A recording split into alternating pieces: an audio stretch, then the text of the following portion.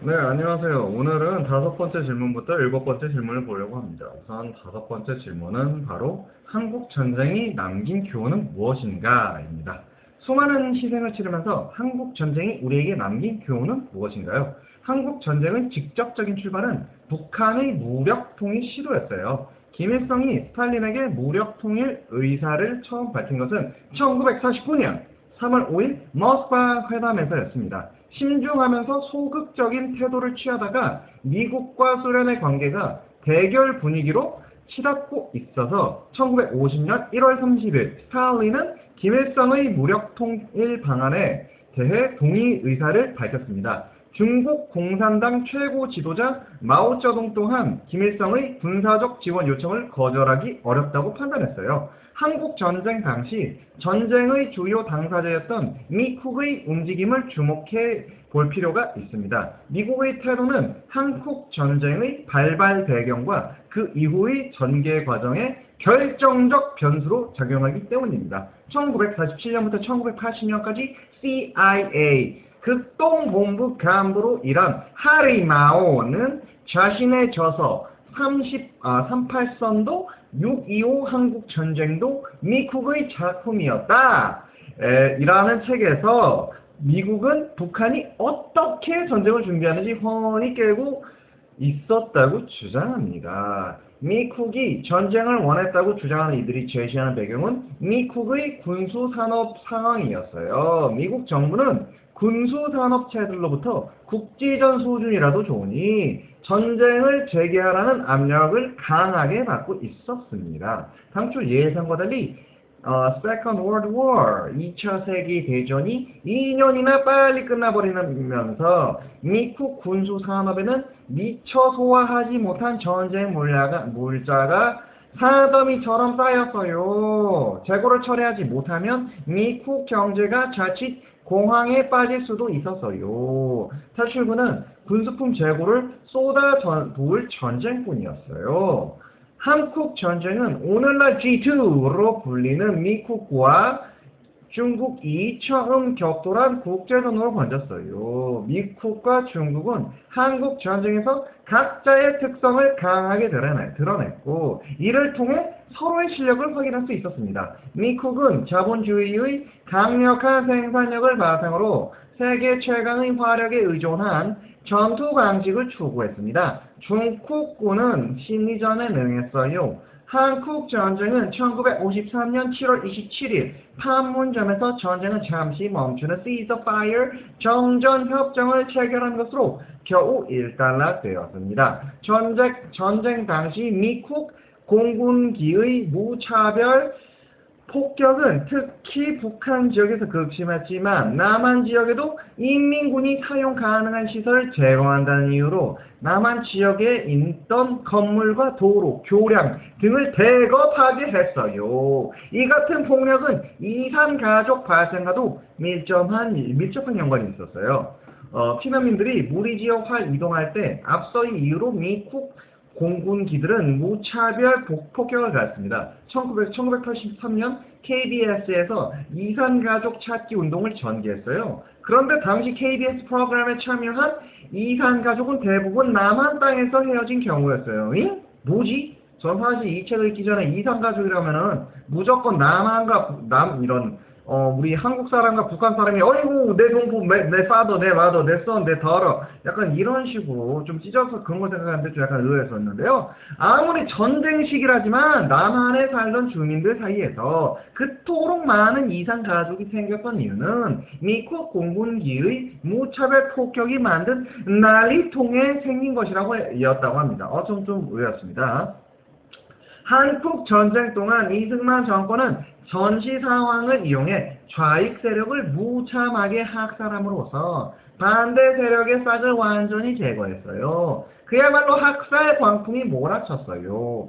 형무소에 수감돼 있던 좌익 인사들 대부분은 법적 절차 없이 죽음으로 내몰렸습니다. 너 빨갱이지! 라는 말 한마디면 끝나는 상황이었어요.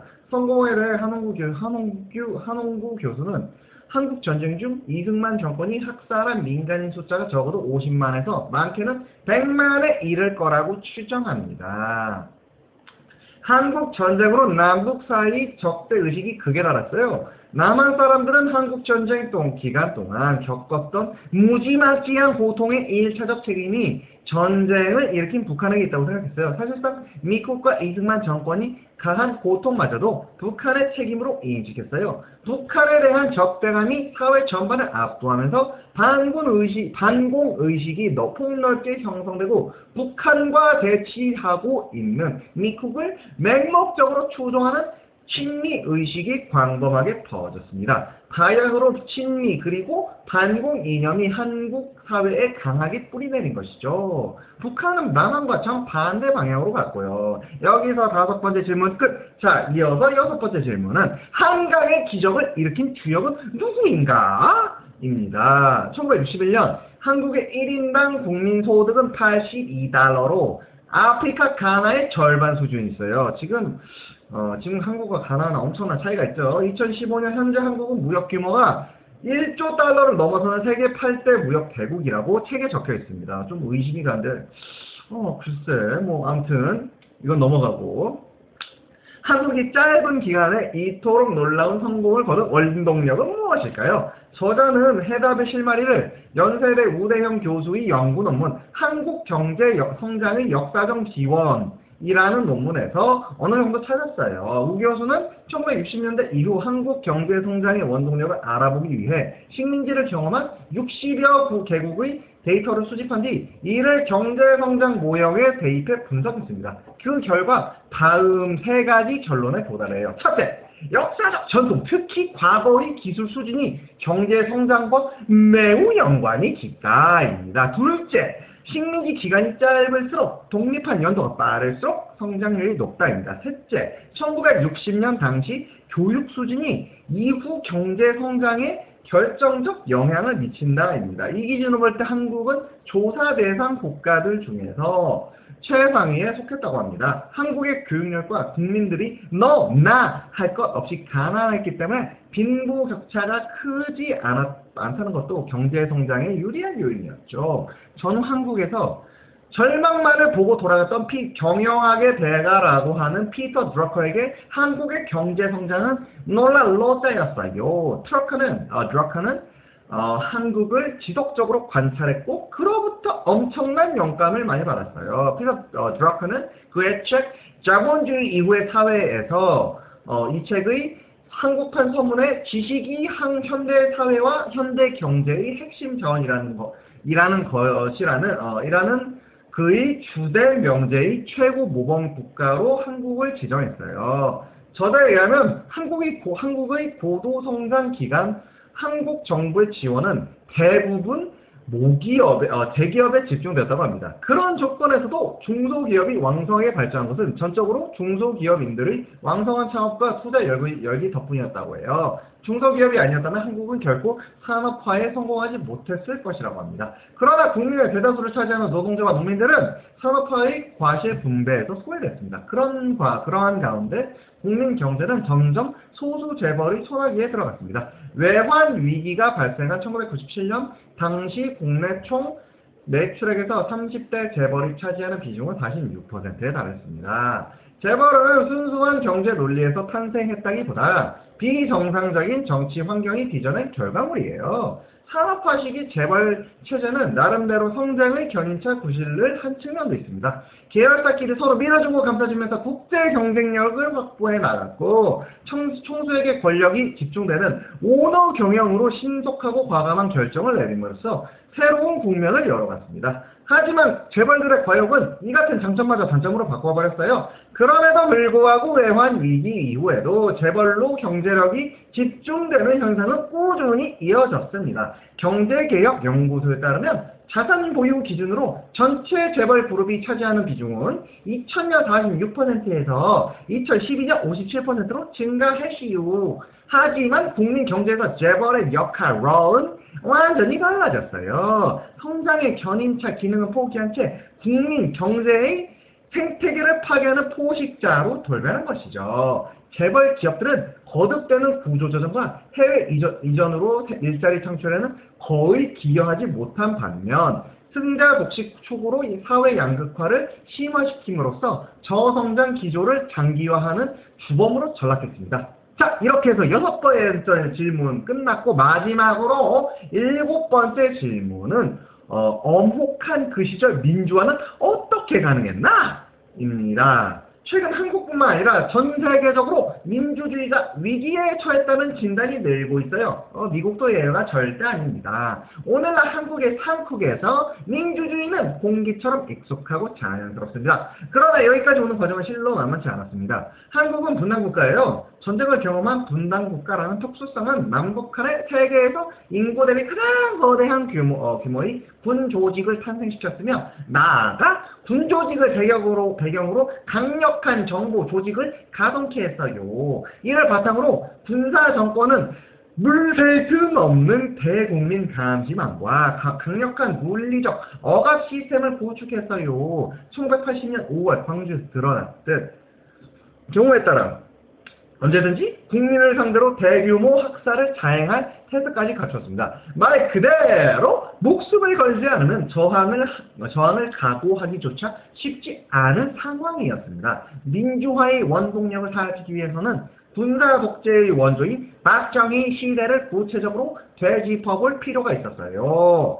박정희는 하나의 목표, 바로 경제 건설 달성을 위해 인권과 민주주의 등을 철저히 희생시켜도 된다는 군사작전식 사고에 익숙한 사람이었습니다. 그에게 민주주의는 사치스럽고 거추장스러운 것이었어요. 만주 군관학교와 병영에서 습득한 사고와 습성을 고스란히 간직한 박정희에게 국민의 사병과 마찬가지로 명령에 따라 일사불란하게 움직여야 하는 통제 대상이었을 뿐이었어요. 박정희 정권 당시에 한국은 사회 전체가 거대한 군대 조직이나 다름없는 명실상부한 병영 국가였습니다. 박정희 정권은 국민의 머릿속 생각과 발언까지도 엄격한 통제의 대상으로 삼았습니다. 술을 마시다 정부를 비판하기만 해도 보안법으로 처벌을 받는 바람에 막걸리 보안법이라는 말이 나올 정도였죠. 독재 정권이 만들어내고 독재가 무너진 이후까지 그 유산을 남겨 국민에게 고통을 준 가장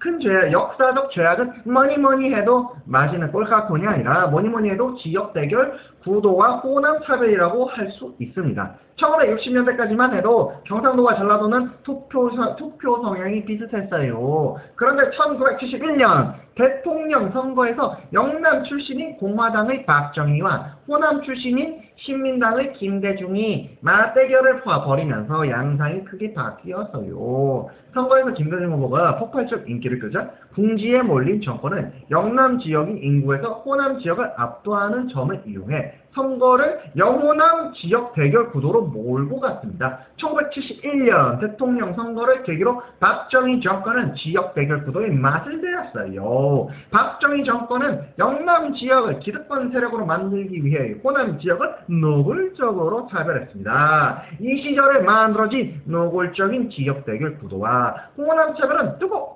한국 사회를 병들게 했어요. 억눌린 호남인들의 분노와 저항 에너지는 마침내 1980년 5월 광주 항쟁으로 터져나왔고, 이는 한국 사회 전체가 독재의 극악한 위협과 공포를 떨쳐내고 군부 정권과 맞대결에 다이다이 맞짱 떠서 나가는 기폭세가 되었습니다. 전두환과 신군부는 쿠데타로 권력을 손에 넣긴 했으나 광주에서 대규모 시민 학생을 자행한 탓에 어떻게 해도 정당성을 인정받기 어려운 상황에 처했어요. 국민의 저항은 필연이었고 정권은 이를 억누르기 위해 포갑 정치로 일관해야 했습니다. 포갑에도 불구하고 5.18 광주 항쟁의 세해를 받은 민주화 투쟁은 들불처럼 번져나갔습니다. 학생운동은 특히 5.18 영향을 집중적으로 흡수했어요. 정권은 대대적으로 매스컴을 동원해 학생운동을 국가를 위태롭게 하는 불온조직, 폭력적 집단으로 매도했지만 1985년 무렵 학생운동은 이미 국민으로부터 전폭적인 지지를 획득하기 시작했습니다.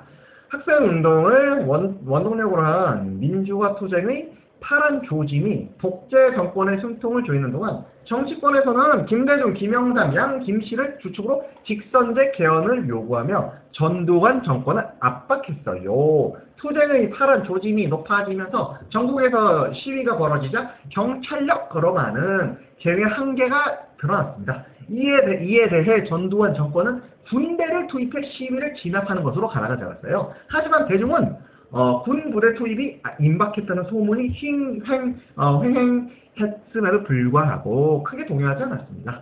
광주 민중항쟁의 정신을 이어받아 군부대가 투입되면 기꺼이 총을 들고 싸울 마음의 각오를 하고 있었던 것이죠.